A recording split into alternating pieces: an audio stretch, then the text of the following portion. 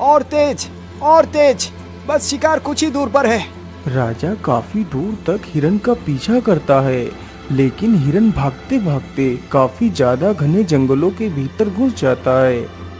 अरे तेरी की, मेरी फूटी किस्मत, हाथ आया हुआ शिकार हाथ से चला गया। अब क्या करूं? सुबह से घूमते घूमते सिर्फ वही शिकार हाथ लगा था, लेकिन वो भी हाथ से निकल गया। चलो अब वापस लौट चलता हूँ। इतना सोचकर राजा अपने महल की तरफ वापस चल पड़ता है।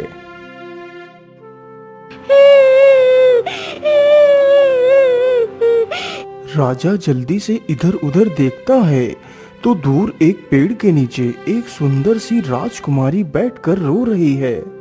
अरे ये युवती कौन है और ये यहाँ पर बैठकर रो क्यों रही है? चलो इसके पास चलकर पूछता हूँ। इतना सोचकर राजा उस युवती के पास जाता है तो देखता है कि युवती इतनी ज्यादा सुंदर है कि राजा उसे देखता ही रह जाता है। अरे सुंदरी, तुम कौन हो और तुम यहाँ पर बैठकर इस प्रकार क्यों रो रही हो? मैं राजगढ़ की राजकुमारी इंदुमती हूँ। मेरे पिता युद्ध में दुश्मनों के हाथों से पराजित हो गए और मेरे पिता को उन जालिमों ने बंदी बना लिया। मेरे पिता ने मौका पाकर मुझे उनकी गिरफ्त से आजाद करवा दिया, लेकिन मेरे पिता उसी के पास बंदी हैं। अरे सुंदरी, तुम परेशान मत हो। मैं उज्जैन नगर का राजा वीर प्रताप हूँ। मैं तुम्हारी पूरी सहायता करूँगा। अरे महाराज, मैं रोऊं ना तो क्या करूं? मेरे पिता बंदी बन गए, मेरा सब कुछ लूट गया। अब कहाँ जाऊं? किससे मदद मांगूं? अब तो मेरा कोई घर भी नहीं रहा। अरे राजकुमारी, आप निराश ना हो। आप मेरे साथ मेरे राज्य महल चलिए, वहाँ पर आपको कोई भी समस्या नहीं होगी। नहीं महाराज, मैं किसी गैर पुरुष के साथ ऐसे नहीं जा सकती। अच्छा ठीक है, यदि तुम ऐसे नहीं जा सकती तो फिर कैसे जाओगी? बताओ मुझे। नहीं महाराज, मैं आपके साथ ऐसे नहीं जा सकती। यदि आप मुझसे विवाह करने के लिए तैयार हो तभी मैं आपके साथ जाऊंगी। उस राजकुमारी के मुख से यह बात सुनकर राजा मन ही मन बड़ा प्रसन्न हो जाता है, मानो उस राजकुमारी ने उस राजा के मुख की बात छीन ली हो। ठीक है इंदुमती, मैं तुम्हारे साथ विवाह अवश्य करूंगा। चलो मेरे साथ।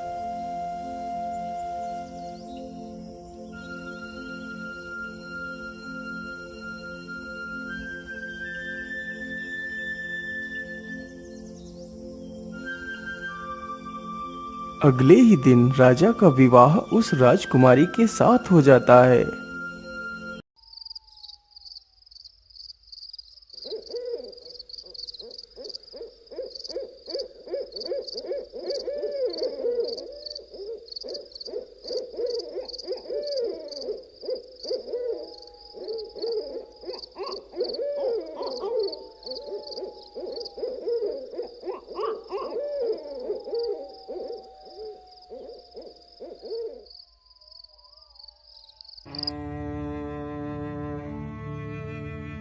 महाराज, मैं आपसे एक बात पूछना चाहती हूँ।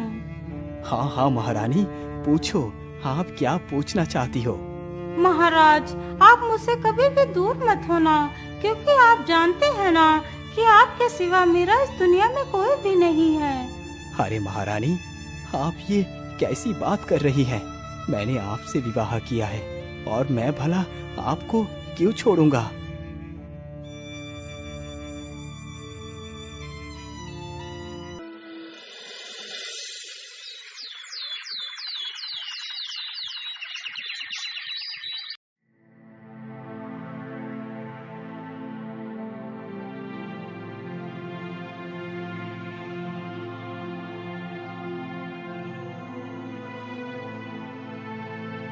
अरे महाराज उठिए, आप तो कितनी देर तक सोते रहते हैं। उठिए महाराज, उठिए।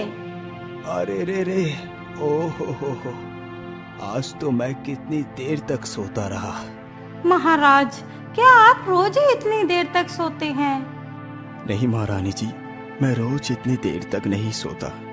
आज मेरी तबीयत कुछ ठीक नहीं लग रही, शायद इसीलिए मेरी आंखें नहीं खुल पाई और मैं देर तक सोता रहा। और मैं तो अभी राज्य सभा में भी नहीं पहुंच पाया।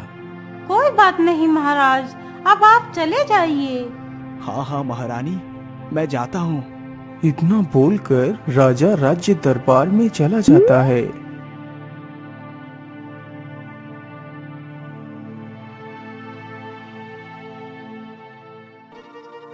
अरे मंत्री जी, आज मैं इतनी देर तक सोता रहा और आप लोगों ने मुझे जगाया भी नहीं। महाराज, मुझे लगा कि शायद आप ज्यादा थक गए होंगे, इसीलिए मैंने आपको जगाना उचित नहीं समझा। अच्छा अच्छा, ठीक है मंत्री जी, कोई बात नहीं। आज वास्तव में ही मेरी तबीयत कुछ ठीक नहीं लग रही। ऐसा लग रहा है जैसे मेरे सर के ऊपर कोई बोझा रखा हुआ है। महाराज, यदि ऐसी बात है तो आपको वैद्य को बुलाकर दवाई ले लेना चाहिए। हाँ हाँ मंत्री जी, आप एकदम ठीक कहते हैं। हमारे राज वैद्य को बुलाया जाए। राजा का आदेश होते ही सैनिक तुरंत ही वैद्य के पास जाते हैं। वैद्य जी, जल्दी से हमारे साथ चलिए। महाराज की तबीयत कुछ ठीक नहीं है, इसीलिए उन्होंने आपको बुलाया है। ठीक है सैनिक, चलिए मैं आपके साथ चलता हूँ। वैद्य तुरंत ही राजमहल में पहुंचता है। बोलिए महाराज, आपको क्या तकलीफ है? वैद्य जी, आज सुबह से मेरा सिर भारी लग रहा है। मानो ऐसा प्रतीत होता है जैसे मेरे सिर के ऊपर कोई भारी बोझा रखा दिया गया हो। महाराज, आप परेशान ना हो, मैं आपको दवाई दे देता हूँ, आप ठीक हो जाएंगे। इतना कहकर वैद्य अपने थैले से एक बूटी निकालता है। ये लीजिए महाराज, आप इस दवाई को खा लीजिए। राजा तुरंत ही उस बूटी को खा लेता है। बूटी को खाते ही राजा कुछ देर में ही स्वस्थ हो जाता है। अरे वाह, ये औषधि तो वाकई कमाल की थी। अब तो मैं पूरी तरह स्वस्थ हो गया हूँ। वैद्य जी, आपका बहुत बहुत धन्यवाद। बोलिए, आपको क्या इनाम चाहिए? महाराज, आप स्वस्थ हो गए, इससे बढ़कर हमारे लिए क्या इनाम हो सकता है? वैद्य की यह बात सुनकर राजा बहुत प्रसन्न होता है। अच्छा महाराज, अब मैं चलता हूँ। ठीक है वैद्य जी, आप जा सकते हैं। इतना सुनकर वैद्य वहाँ से निकल पड़ता है। वैद्य अभी मुश्किल से महल के दरवाजे को ही पार कर पाया था। अरे वैद्य जी, रुकिए, महाराज की तबीयत फिर से बहुत ज्यादा बिगड़ गई है, आप जल्दी से चलिए। अरे, ये क्या कह रहे हो सैनिकों? हाँ हाँ वैद्य जी, मैं एकदम ठीक कह रहा हूँ, आप जल्दी से हमारे साथ चलिए।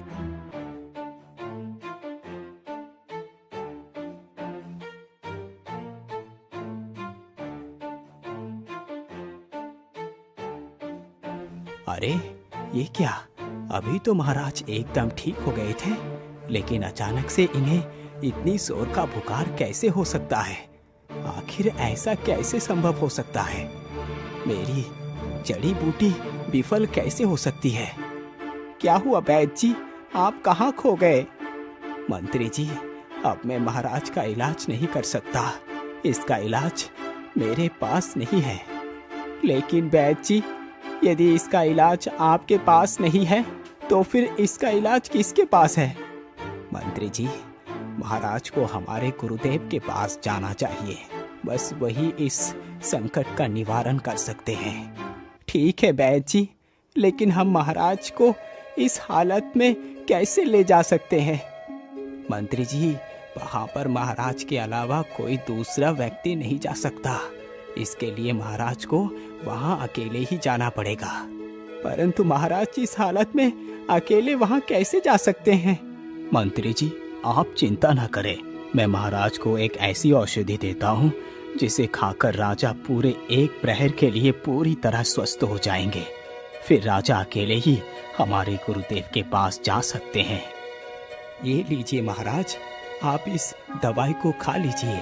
राजा तुरंत ही उस दवाई को खाता है। कुछ देर में ही राजा स्वस्थ हो जाता है। वैद्य जी, मैं आपके गुरु के पास कैसे पहुंच सकता हूँ? आखिर वो मुझे मिलेंगे कहाँ? महाराज, आप यहाँ से सीधे उत्तर दिशा में चले जाइए। हमारे गुरुदेव हिमालय की पहाड़ियों में ही एक शंकर गुफा में मिलेंगे। वो गुफा ही उनका बसेरा है। ठीक है वैद्य जी, अब मैं चलता हूँ। इतना कहकर राजा अपने घोड़े पर सवार होता है और निकल पड़ता है।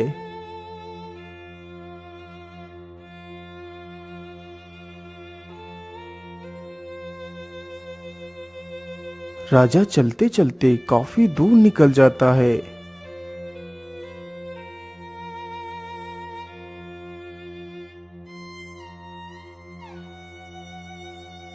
अरे बाप रे बाप, मैं तो चलते चलते काफी ज्यादा थक गया हूँ। लेकिन यहाँ पर तो 2 रास्ते हैं। मैं किस रास्ते पर जाऊँ ये तो मुझे पता ही नहीं। अब क्या करूँ? मैं किस रास्ते को चुनूं? यदि मुझे देर हो गई तो मैं कभी हिमालय नहीं पहुँच पाऊंगा और मेरे द्वारा चुना गया गलत रास्ता ही मेरी मौत का कारण बनेगा। हे प्रभु, मेरी सहायता करो, मुझे सही रास्ता दिखाओ। अरे क्या हुआ भाई, तुम इतना चिंतित क्यों दिखाई पड़ रहे हो? अरे ये किसकी आवाज है? आसपास तो कोई भी नहीं दिखाई पड़ रहा। अरे भाई, तुम इधर उधर कहाँ देख रहे हो? मैं तो पेड़ पर हूँ और मैं एक तोता हूँ। अरे तोते, मैं क्या बताऊं? मैं हिमालय की शंकर गुफा में जाना चाहता हूँ। मुझे गुरुदेव से मिलना है, लेकिन मुझे इससे आगे का रास्ता तो पता ही नहीं। लेकिन भाई, तुम हो कौन और तुम गुरुदेव से क्यों मिलना चाहते हो? तोते, मैं उज्जैन नगर का राजा वीर प्रताप हूँ। मुझे गुरुदेव से किसी खास कार्य से ही मिलना है। क्या तुम मुझे बता सकते हो वहाँ का सही रास्ता कौन सा है? हाँ महाराज, क्यों नहीं। मैं गुरुदेव को अच्छी तरह से जानता हूँ। वो मेरी भी गुरु है। चलो मेरे साथ, मैं आपको गुरुदेव के पास ले चलता हूँ। इतना कहकर तोता राजा के आगे आगे उड़ने लगता है।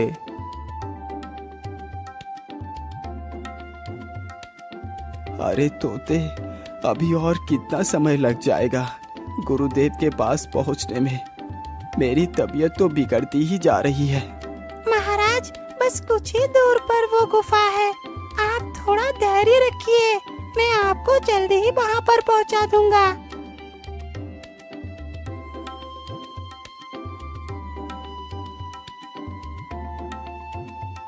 तोता जल्दी ही उस राजा को उस शंकर गुफा में पहुंचा देता है।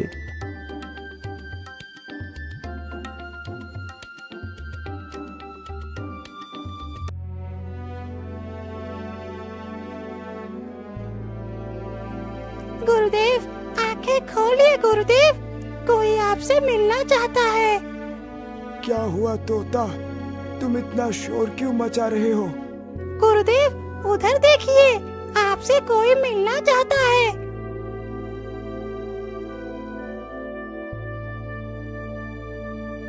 कौन हो तुम और तुम मुझसे क्यों मिलना चाहते हो? गुरुदेव, मेरा नाम वीर प्रताप है और मैं उज्जैन नगर का राजा हूँ। फिर राजा अपनी सारी कहानी उस साधु को बताता है। महाराज, आप दुखी ना हो, मैं आपकी सहायता अवश्य करूँगा। महाराज, जरा आप अपना दाहिना हाथ मुझे दिखाइए। राजा तुरंत ही अपना दाहिना हाथ उस साधु को दिखाता है। हो, तो ये बात है, ये तो बहुत ही बुरा हुआ। क्या हुआ बाबा, और क्या बुरा हो गया? महाराज, क्या आपने अभी जल्दी ही कोई दूसरा विवाह किया है? हाँ बाबा, मैंने एक दूसरा विवाह भी किया है। पुत्र, इस समस्या का कारण तुम्हारी नई पत्नी ही है। मेरी पत्नी मेरी समस्या का कारण है? लेकिन कैसे बाबा, मैं कुछ समझा नहीं। आप कहना क्या चाहते हैं? बेटा, यदि मैं तुम्हारे पत्नी के बारे में कुछ भी बताऊंगा तो तुम्हें यकीन नहीं होगा। इसीलिए तुम खुद ही अपनी आंखों से अपनी पत्नी की रहस्य को जानो। पुत्र, आज रात तुम सोना नहीं और झूठ मूठ सोने का नाटक कर चुपचाप लेट जाना। फिर सब कुछ तुम अपने आंखों से ही खुद देख पाओगे। और हाँ, याद रखना, आज रात तुम अपने शयन कक्ष में पीने के लिए पानी नहीं रखोगे। ठीक है बाबा, पर मेरी तबीयत तो बिगड़ती ही जा रही है। बेटा, तुम इस दवाई को खा लो इससे तुम्हें दर्द और थकान का एहसास नहीं होगा। राजा जल्दी से उस दवाई को खा लेता है। अच्छा बाबा, अब मैं चलता हूँ।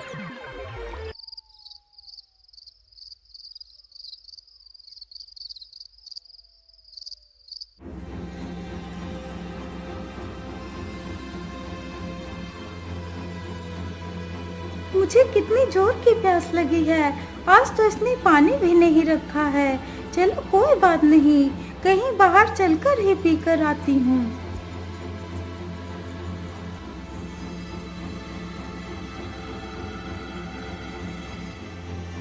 अरे ये इतनी रात्रि में कहाँ जा रही है? चलो इसका पीछा करता हूँ। इतना सोचकर राजा चुपचाप अपनी पत्नी का पीछा करता है। वह औरत कुछ दूर जंगल में चलने के बाद एक नागिन बन जाती है। यह देखकर राजा के तो होश ही उड़ जाते हैं। अरे राम राम राम, ये तो एक नागिन है। राजा उस सर्पनी का पीछा करता है। सर्पनी चलते चलते एक झरने के पास पहुंचकर पानी पीती है और वापस महल की ओर चल पड़ती है। तभी राजा झट से वहां से भागकर पहले ही महल के भीतर चला जाता है और चुपचाप जाकर लेट जाता है। तभी कुछ ही देर में वह सर्पनी भी आ जाती है।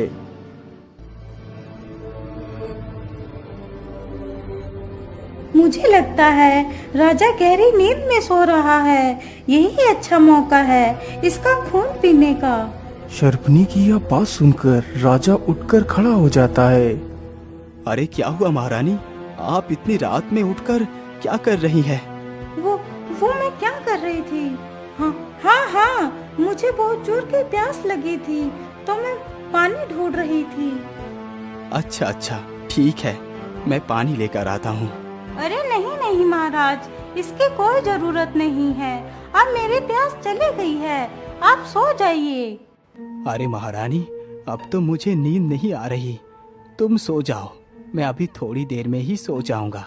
इतना सुनकर महारानी चुपचाप लेट जाती है। बेचारा राजा जागता रहता है।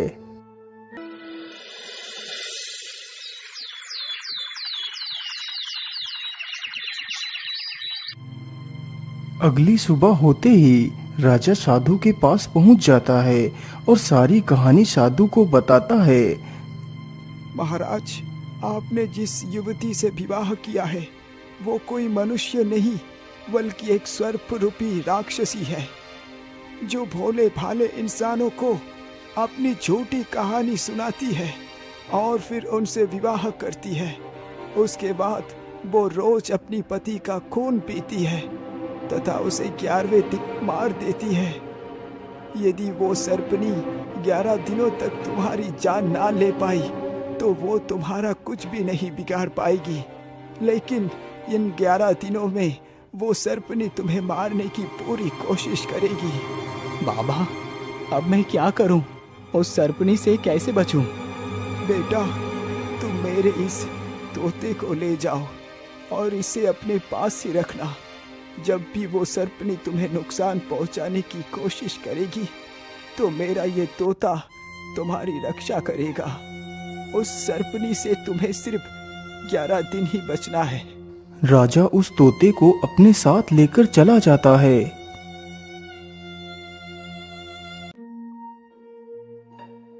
राजा ने उस रात तोते को भी अपने पलंग के पास ही रखा था।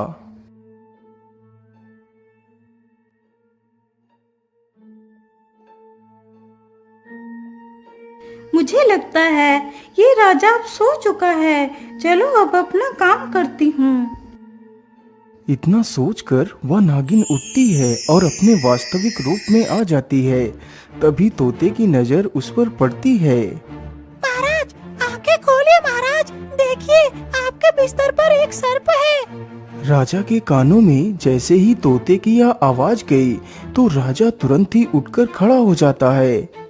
अरे क्या हुआ तोते, तुम इतना शोर क्यों मचा रहे हो?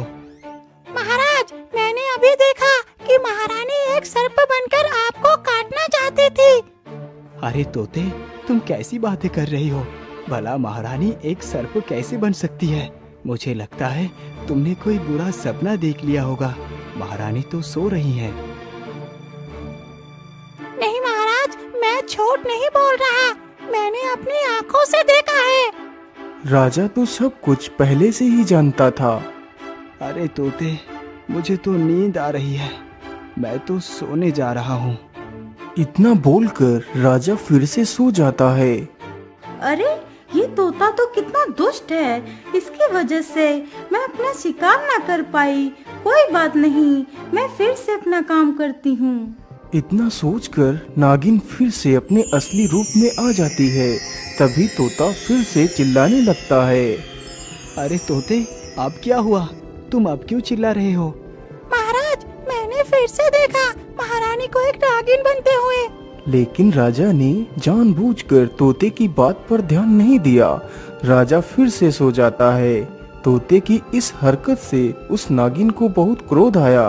मुझे लगता है इस राजा से पहले मुझे इस तोते के प्राणों को छीनना पड़ेगा।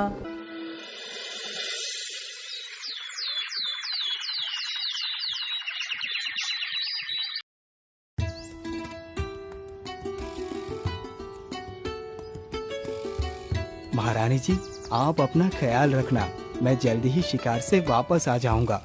इतना कहकर राजा वहाँ से चला जाता है। उधर तोता रात भर जगने की वजह से दिन में सो रहा था।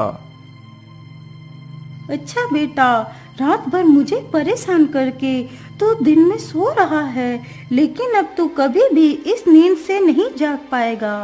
वह सर्पनी तुरंत ही अपने वास्तविक रूप में आ जाती है और तोते को डस लेती है।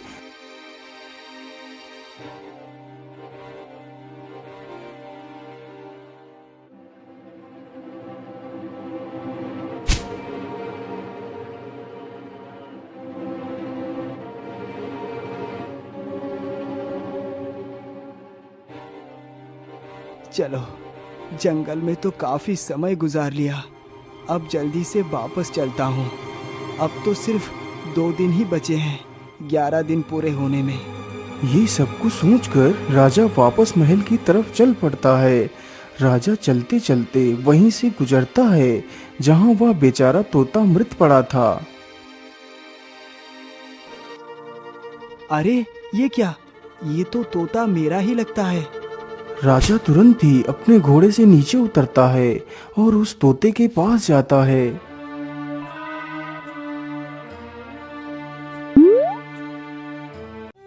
अरे तोते, ये तुम्हें क्या हो गया? तुम्हें किसने मारा है? तुम्हारे शरीर पर तो ये सर्प के काटने के निशान है। इसका मतलब उस दुष्ट ने ही तुम्हें मारा है। मैं उस दुष्ट को जिंदा नहीं छोड़ूंगा। मैं ऐसा करता हूँ, इस तोते को लेकर साधु बाबा के पास जाता हूँ। बाबा, आंखें खोलिए बाबा, मेरी मदद कीजिए। अरे क्या हुआ पुत्र, तुम यहाँ क्या कर रहे हो? बाबा, उस दुष्ट सरपनी ने इस मासूम को भी मार दिया। क्या? मेरे तोते को मार दिया? अब मैं उस दुष्ट को जीवित नहीं छोड़ूंगा। इतना कहकर साधु अपनी शक्ति से एक तलवार प्रकट करता है। महाराज, आप इस तलवार को लीजिए और उस दुष्ट को खत्म कर दीजिए। लेकिन याद रखना पुत्र, तुम्हें उस राक्षसी को अपने महल में नहीं मारना है। तुम्हें उसे कहीं बाहर ले जाकर मारना है, और तब मारना है जब वो अपनी वास्तविक रूप में आ जाए। तभी तुम उस तलवार से उसके 2 टुकड़े कर सकते हो। तभी वो नागिन खत्म हो जाएगी। उस दुष्ट को मारते ही मेरा प्रिय तोता फिर से जीवित हो जाएगा। ठीक है बाबा, ऐसा ही हो।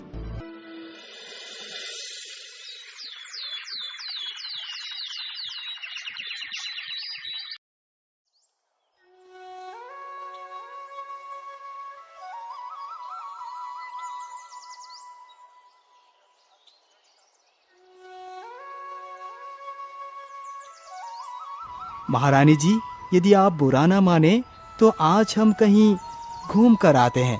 तुम भी तो कितने दिनों से बाहर नहीं गई। हाँ हाँ, ये तो और भी अच्छा है। तुझे मारना मेरे लिए और भी आसान हो जाएगा। क्या हुआ महारानी, आप कहाँ खो गई? कहीं नहीं महाराज, कहीं नहीं। मैं आपके साथ जरूर चलूंगी। फिर राजा और रानी दोनों अपने रथ पर सवार होते हैं और चल देते हैं।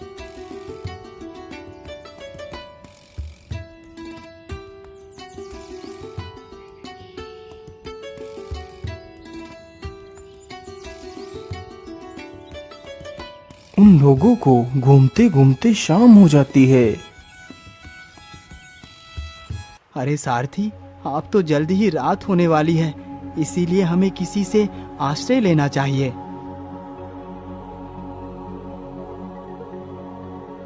वह तीनों जल्दी ही एक नगर के किनारे पहुंच जाते हैं। वहां पर एक बूढ़ी महिला अकेले ही रहती थी।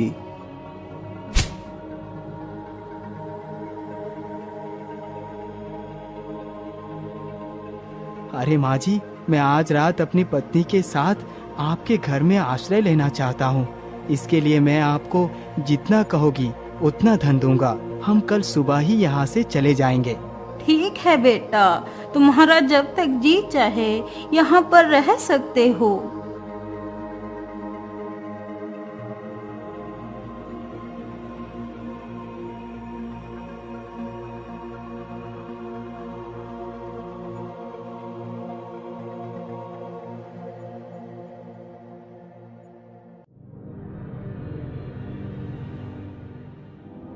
आज तो मैं अपना शिकार खाकर ही रहूंगी।